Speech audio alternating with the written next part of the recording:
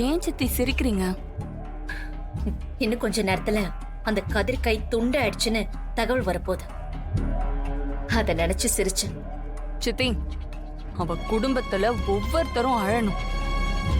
அதுவும் அந்த மாயாவும் சீனவும் கதறணும். செய்வோம். அவங்க எல்லாரையும் வச்சு செய்வோம்.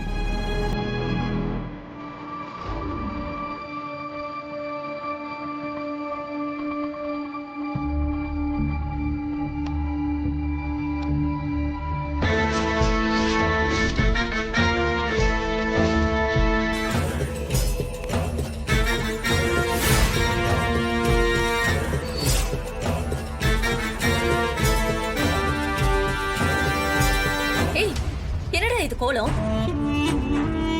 அந்த கதிர் கைய உடைக்க அனுப்புனா நீ கைய உடைச்சிட்டு வந்து நிக்கிற.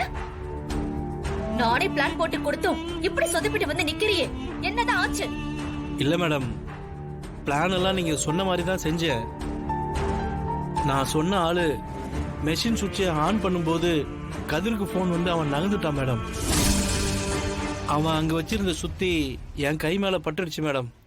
கை மேல விழுந்த வேகத்துல எலும்பு உடைஞ்சிருச்சு மேடம்.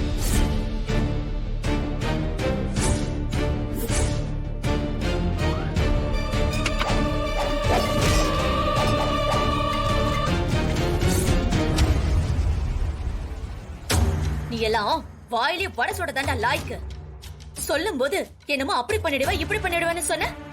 கத்தையா பணம் வாங்கிட்டு போனல்ல, இப்போ நீயே கட்டு போட்டு வந்திருக்க. இல்ல மேடம், தலையில பட்டிருக்க வேண்டியது எங்க அப்பா அம்மா செஞ்ச புண்ணியம் கையில பட்டுருச்சு மேடம். நீங்க கொடுத்த பணம் கட்டு போடவே சரியா போச்சு மேடம். உடைஞ்ச எலும்பு எப்போ ஒண்ணு சேரனே தெரியல மேடம். வேலைக்கு கூட போக முடியுமான்னு தெரியல மேடம். அதான் உங்களை பார்த்துட்டு பணம் ஏதாவது வாங்கிட்டு போலான்னு வந்தேன். பண்ணது அரைகுறை வேலை, இதுல பணத்தை கேட்க வந்துட்டியாக்கும்.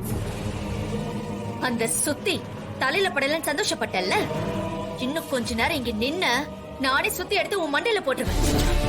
என் கண்ணு முன்னாடி நிக்காம போயிடு. என்ன மேடம் இப்படி எல்லாம் பேசுறீங்க? உங்களுக்கு தானே நான் இவ்வளவு தூரம் ரிஸ்க் எடுத்திருக்கேன். அதுக்கு தானே கட்ட பிரிக்காம கூட கொடுத்தேன். மேடம் மேடம் கொஞ்சம் கருணை காட்டுங்க மேடம். என்னால வேலைக்கும் போக முடியாது மேடம். அந்த ரகுராம் மில்லுல தானே இது ஆச்சு. அவர்கிட்டே போய் நஷ்டேட் வாங்கிக்கோப்போ. இன்னும் என்ன நிக்கிற? அத அருந்ததி சொல்லிட்டால, போடா ரகுராம் கிட்டயே அந்த பாதி பணத்தை வாங்கிக்கோ.